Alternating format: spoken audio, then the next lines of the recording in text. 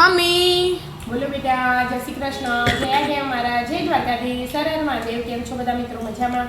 સ્વાગત છે તમારું અમારા મિની બ્લોગમાં. આવીએ મિત્રો ચા અને ભાખરી ખાવા. ચાન ભાખરી ઢેબરા ખાવા. ડેબરા બરાબર, સરસ સરસ. ના એ શું થયું, સવારે લોટ બાંધ્યો તો ને તે રહ્યો ને બધાને બે બે ભાગ આવે ને એવો બાંધ્યો હતો. તે અમે એટલો મન ના ભરાયું એટલે અમે રાત્રે એમ કીધું તું ફરીથી બનાવી. મેથી તો પડી હતી જ, ખાલી લોટ જ બાંધવાનો હતો. અમારા માટે મમ્મીએ ફરીથી બનાવી આલ્યો. મેથી બટાકાનું શાક બનાવ્યું હતું મેં મેથી થોડી વધતી હતી તે પાછા ફરી બનાવી દીધા. બધા બે બે આપી દીધા અને બધા બે બે ખાઈ દીધા.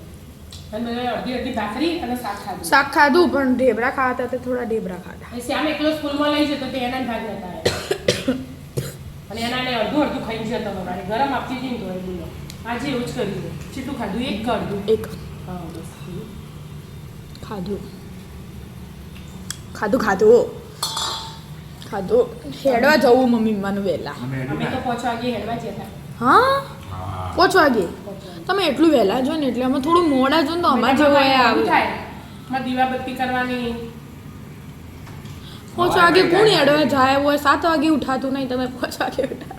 5 વાગે હેડવા તો આમ તો મારે આવવું હોય. શિયાળા તો સારું.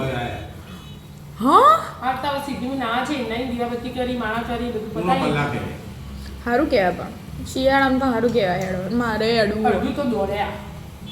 એમાં પપ્પા સ્પીડમાં હેડી પછી ત્યાં દોડવું જ પડે.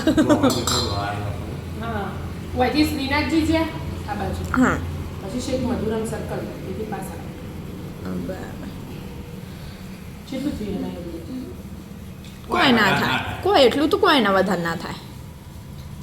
એટલું ના કોઈ 4-5 કિલોમીટર થઈ જાય. કાલે